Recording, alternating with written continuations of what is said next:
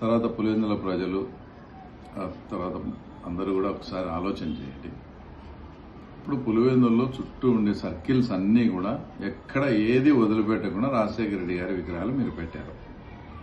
మొత్తం టోటల్గా 12-14 విగ్రహాలు ఉన్నాయి. మేము కడపలో అత్యంత ప్రతిష్టాత్మకంగా మహానాడు జరుగుతుంది కాబట్టి మేము అనంతపూర్ జిల్లా నుంచి వచ్చే మా కార్యకర్తల కోసం భోజన ఏర్పాట్లు పులివెందుల్లో చేశాం. ఆ భోజనం ఏర్పాట్లు ఆ డైరెక్షన్ల కోసం ఒక 4 చోట్ల మేము అలంకరణ చేసుకోవడం జరిగింది. అది కూడా ఆయన విగ్రహానికి తాకకుండా ముందు జాగ్రత్త తీసుకోవడం కూడా జరిగింది.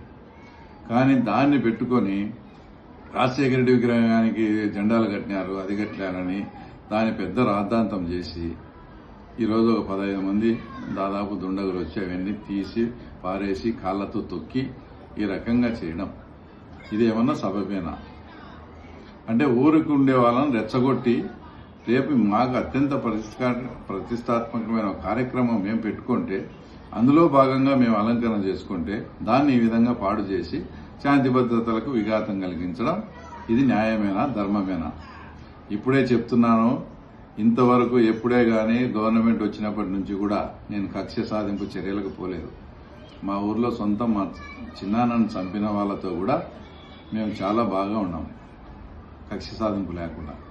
ఇట్లా మీరు మమ్మల్ని కెలకద్దు. మమ్మల్ని కెలుకుతే మాత్రం తీవ్ర పరిణామాలు ఉంటాయి.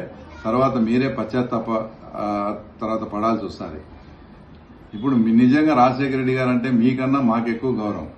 మీకు నిజంగా రాజశేఖర రెడ్డి మీద అభిమానం ఉంటే గత 5 ఏళ్ళు ఆయన ఫోటో లేకుండా చేసినారు. మీకు నిజంగా రాజశేఖర రెడ్డి మీద అభిమానం ఉంటే రాజశేఖర రెడ్డి సొంత తమ్ముని చంపినారని మీరే అభియోగాలు ఎదుర్కొంటూ ఉన్నారు. అక్కడికి ఈరోజు ఎవరైతే నాశనం చేసిన ఆ దుండగులు కానీ వాళ్ళ కానీ మీకు నిజంగా మీలో చీము నెత్తురుంటే, రాజశేఖర రెడ్డి మీద నిజంగా మీకు ప్రేమ అభిమానం ఉంటే రాజశేఖర రెడ్డి తమ్ముని చంపిన కేసులో మీరు ఎందుకున్నారని వాళ్ళని పోయి చొక్కా పట్టుకొని ఆ తర్వాత నిలదీయాల్సిన అవసరం నిజంగా మీరు సక్రమైన కార్యకర్తలు అయితే వైఎస్ కుటుంబానికి రాజశేఖర రెడ్డిని తమ్ముని చంపిన కేసులో మీ పేర్లకు ఎందుకు వచ్చాయని మీరు వాళ్లను గట్టిగా నిలదీయాల్సిన పరిస్థితి. అంతేగాని ఇలాంటి శాంతి భద్రతల జోలికి పోయి ప్రశాంతంగా ఉండే పులివెందుల వాతావరణాన్ని డిస్టర్బ్ చేస్తే మాత్రం దుష్ట శిక్షణ శిష్ట శిక్షణ ఖచ్చితంగా చేయాల్సి వస్తుంది.